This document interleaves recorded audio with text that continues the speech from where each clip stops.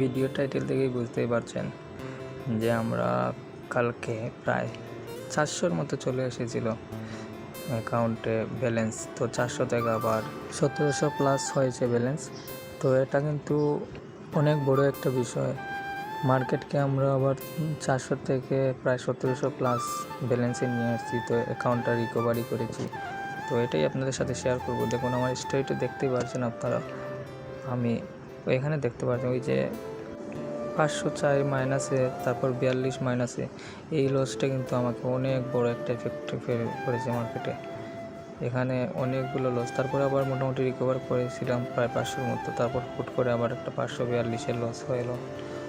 তো এরকমই লাভ লস হইতে থাকে। তো লাস্টের দিকে গিয়ে মার্কেটটা আবার গেইন হয়। তো অনেক কষ্ট করে মার্কেট বুঝে তো একটাই জিনিস বলবো যে মার্কেট যখন লসে থাকবে তখন আপনি কখনোই ওভার ট্রেডিং করবেন না।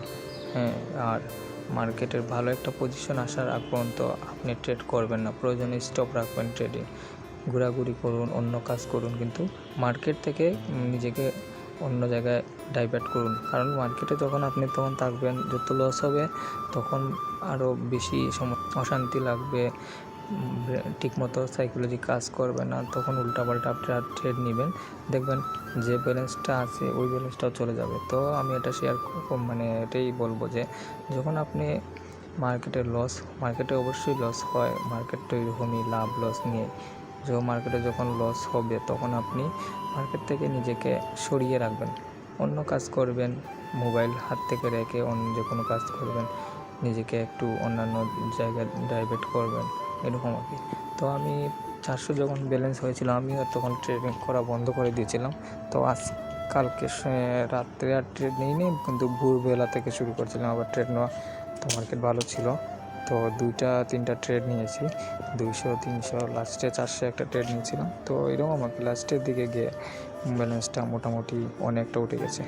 তো এখন আপাতত দেখতেই পাচ্ছেন আরেকটা ট্রেড নিয়েছিলাম, 2300 এখন প্লাস হয়েছে।